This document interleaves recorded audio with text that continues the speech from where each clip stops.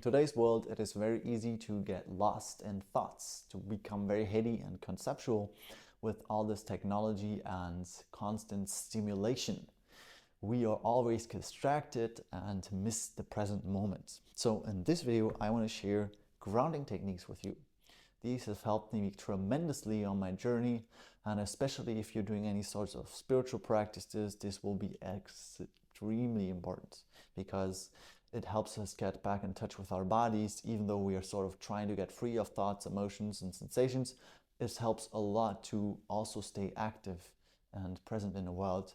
And when we alchemize the two, I think this is the most powerful thing we can do in life. So my story is that a few years ago I had major energetic shifts in my body after doing lots of meditation and experimenting with new spiritual tools like psychedelics. And I had a Kundalini awakening, which really ungrounded me in the beginning. It really surprised me. I didn't know what it is. And there were times when I was really feeling like I was floating outside of my body, when I was taking a walk outside. And there were other times where I wasn't able to sleep. I felt irritable.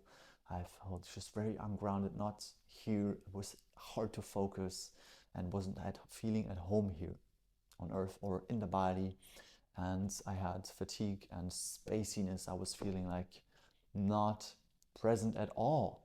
And this doesn't have to happen, but it can happen, and it is very normal.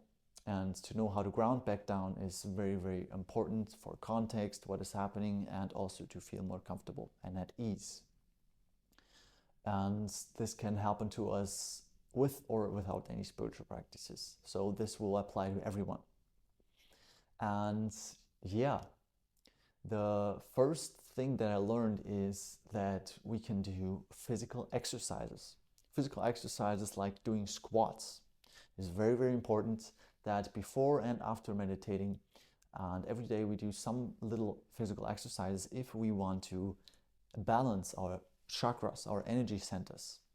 Because in this very important book, Hidden Dangers of Yoga and Meditation by Dale P., it is said that lots of meditations focus a lot on the upper chakras to sort of get us absorbed in the stillness and silence that is behind all phenomena. And so the lower chakras get depleted, and we get all the energy siphoned upwards by doing certain breathing techniques or certain hand gestures. And what he suggests is that we balance this with physical exercises, such as doing squats. Squats, like 20 to 30 squats, is going to reactivate the third eye and the root chakra. And these two are important for being able to use the mind again, because the mind is a beautiful gift, and this is very important for being creative and active in the world. And the root chakra for getting back into the body. So squats were a lifesaver for me, and they just make you feel more present and at home in the body. So very important technique. Then we have the foot massage, which just helps with reactivating energy flow in the body. Sometimes we have lots of energy stuck in the body, and this just helps unblock those and make everything flow. Then we have stomping the feet for around 2 minutes on the ground. You could also do this jogging in place. This also, it's the foot, when the foot is used and you stomp it, it gets you back into your body. There's also energy centers down there which are going to be reactivated and make you focus on the present sensations that are here instead of being lost in the thoughts and concepts. So very important technique there. Then we have a potent one, which I like, called the body squeeze. The body squeeze, the full body squeeze, is when you breathe in halfway, for example, like this, and then you squeeze your body and hold that full body squeeze for 10 seconds. And when that is done, you breathe out slowly and focus on the energy leaving your body through the bottoms of your feet. This really helps. And whenever you feel dizzy or you're about to pass out, meaning you're very ungrounded, then it helps me every time to just squeeze any muscles. And so very cool technique there. Yeah, then we have taking a walk outside, appreciating nature, hugging a tree, walking barefoot on grass. This helps a lot. And just sitting in stillness on the grass, it just helps you be in the present moment. It's focusing on the actual present sensations rather than on symbols and thoughts being conceptually lost in the head, worrying. And once again, about the hand gestures, the mudras while meditating. It's very important because lots of times we use the index finger thumb mudra, which siphons lots of energy to the upper chakras, and this is very ungrounding.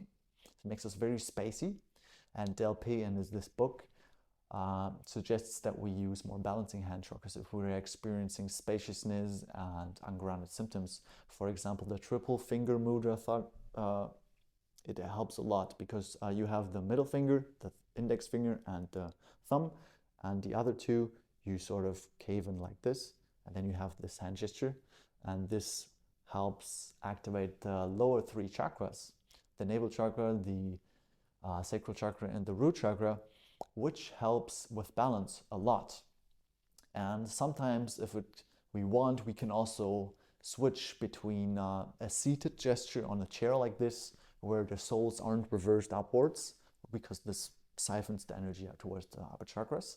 And we can sort of balancing them out once in a while, meditate on a chair, sometimes cross-legged on the floor, and then with this hand mudra it helps balance. And these are very life-changing and life-saving tips.